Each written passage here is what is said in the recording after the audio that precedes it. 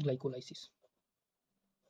Glycolysis glycolysis का मतलब होता है, ग्लाइको का मतलब होता है शुगर और लाइसिस का मतलब है ब्रेकडाउन, मतलब शुगर के ब्रेकडाउन को हम ग्लाइकोलाइसिस कहते हैं। ये बेसिकली हमारे सेलुलर रेस्पिरेशन का एक बहुत इंपॉर्टेंट पार्ट है ग्लाइकोलाइसिस। ऐसे कह सकते हैं ग्लाइकोलाइसिस फर्स्ट प्रोसेस है हमारे सेलुलर रेस्पिरेशन का। अब शुगर किस फॉर्म में मिल सकता है, या तो ये सुक्रोज के फॉर्म में या फिर प्लांट में ये स्टार्च के फॉर्म में स्टोर होता है। सुक्रोज में या तो ग्लूकोज या फिर फ्रुक्टोज, स्टार्च में इस ग्लूकोज के फॉर्म, इसमें इसको हम कन्वर्ट, मतलब इस फॉर्म में हमें कन्वर्ट करना पड़ेगा इसके प्रॉपर ब्रेकडाउन के लिए। अब हम देखेंगे ग्लाइकोलाइसिस में ना प्रॉपर 10 स्टेप होता है। ग्लाइकोलाइसिस में 10 स्टेप होता है। इसको दो पार्ट में डिवाइड करते हैं। पहला फेज होता है एनर्जी कंज्यूमिंग फेज और दूसरा फेज होता है पे ऑफ फेज। एनर्जी कंज्यूमिंग इसलिए कहते हैं क्योंकि इसमें एटीपी हमें देना पड़ता है और पे ऑफ फेज में एटीपी हमें मिलता है। अब हम देखते हैं ग्लाइकोलाइसिस के पूरे 10 स्टेप, इसको हम दो पार्ट में ऑब्वियस से पढ़ेंगे। पहला एनर्जी कंज्यूमिंग, दूसरा पे ऑफ फेज। तो आओ शुरू करते हैं। ग्लूकोज, इसमें कुछ इंजाइम्स भी लगते हैं, जो इंजाइम्स भी साथ में हम देखते चलेंगे। कहाँ पे एटीपी निकलता है, कहाँ पे एटीपी यूटिलाइज होता है, इस चीज़ को भी हम देखते चलेंगे साथ ही साथ। तो आज अब हम देखते हैं ग्लूकोज में टोटल 10 स्टेप होते हैं। एक और चीज़ में बता दूं कि इसमें कुछ इस मैक्सिमम स्टेप जो होती है वो रिवर्सिबल होती है, कुछ स्टेप इरिवर्सिबल होती है। तो इरिवर्सिबल कौन कौन सी स्टेप होती है, पहली, तीसरी और लास्ट 10वीं स्टेप जो होती है वो इरिवर्सिबल होती है, इसको ध्यान रखना। अब ग्लाइकोलाइसिस में पहला जो स्टेप होता है जिसमें ग्लूकोज खुद को कन्वर्ट करता है ग्लूकोज 6 फॉस्फेट में। अब देखो ग्लूकोज में एक्स्ट्रा फॉस्फेट आया, तो ये फॉस्फेट कहाँ से आया होगा, हमने एटीपी दिया, यहाँ पे एटीपी यूटिलाइज होता है, पहला स्टेप।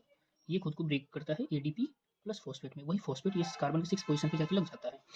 और यहाँ पे अब इंजाइम कौन सा लगता है, तो पहले स्टेप में इंजाइम लगता है हेक्सोकाइनेज। हेक्सोकाइनेज एक और चीज़ ध्यान रखना, ग्लूकोज 6 कार्बन से हम स्टार्ट कर रहे हैं। हेक्सोकाइनेज ये लगता है आपका मैग्नीशियम +2 के प्रेजेंस में, ये इंजाइम वर्क करता है। देखो 10 स्टेप में 10 इंजाइम लगते हैं, पर मैं आपको बेसिकली वही इंजाइम बताऊंगा जो नीट के पर्सपेक्टिव से इंपॉर्टेंट है या फिर जो एनसीईआरटी में मेंशन है। तो अब या फिर आप बता देना कि कमेंट में कि क्या मैं हर एक स्टेप को ये इलेबोरेट करूँ या फिर रेलिवेंट ही बताऊँ। अब देखो पहला स्टेप इरिवर्सिबल होता है, अगला जो स्टेप होगा दूसरा ये इरिवर्सिबल होता है। इसमें क्या होता है, ग्लूकोज खुद का फॉर्म चेंज करता है फ्रुक्टोज में। जब खुद का फॉर्म चेंज करता है, इसका मतलब आइसोमर अपना बनाता है, तो यहाँ पे इंजाइम आता है आइसोमरेज, ये खुद को कन्वर्ट करता है फ्रुक्टोज 6 फॉस्फेट में। तीसरा जो स्टेप होता है, तीसरा स्टेप ये इरिवर्सिबल होता है। जैसे पहले मैं बता चुका था कि पहला, तीसरा और 10वां स्टेप जो होता है ये इरिवर्सिबल होता है, वैसे ही तीसरा स्टेप इरिवर्सिबल होता है। यहाँ पे फ्रुक्टोज खुद को कन्वर्ट करता है फ्रुक्टोज 1,6 बिस फॉस्फेट में, मतलब एक और फॉस्फेट यहाँ ऐड, फॉस्फेट ऐड होगा, कहाँ से ऐड होगा, एटीपी हम देंगे तब ये खुद को एडीपी प्लस फॉस्फेट में ब्रेक डाउन करेगा, और वही यहाँ पे एक और ऐड होगा। अब यहाँ पे इंजाइम कौन सा लगता है, तो यहाँ पे इंजाइम लगता है फॉस्फो फ्रुक्टोकाइनेज, ये भी मैग्नीशियम +2 में लगता है। फॉस्फोफ्रुक्टोकाइनेज खुद को कन्वर्ट कर लिया 1,6 बिस फॉस्फेट। फोर्थ स्टेप जो होता है यहाँ पे भी ये 6 कार्बन का प्रोडक्ट है, ये खुद को स्प्लिट कर लेता है, दो प्रोडक्ट बनाता है, 3-3 कार्बन के दो प्रोडक्ट बनाता है। पहला प्रोडक्ट बनाता है पहला प्रोडक्ट बनाता है ग्लिसरल्डिहाइड, पूरा ग्लिसरल्डिहाइड 3 फॉस्फेट, और अगला प्रोडक्ट बनाता है, शॉर्टकट लिखता हूँ, डाईहाइड्रोक्सी डाईहैप, इसको कहते हैं dihydroxy acetone phosphate.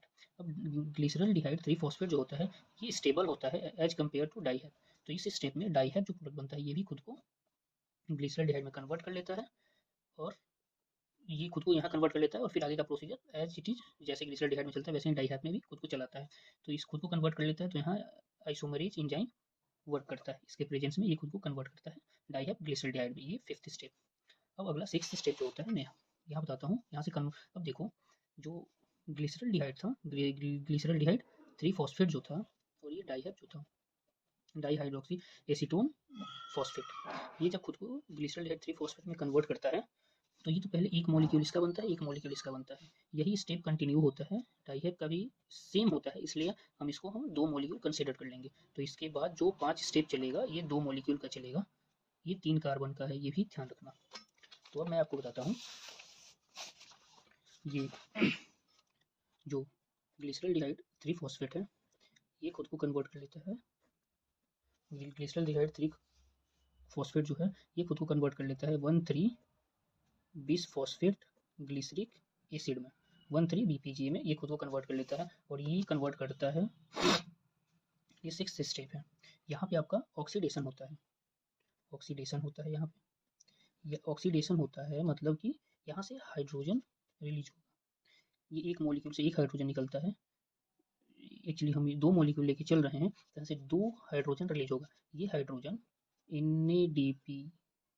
NAD plus लेके NADH और H+ में कन्वर्ट हो जाता है।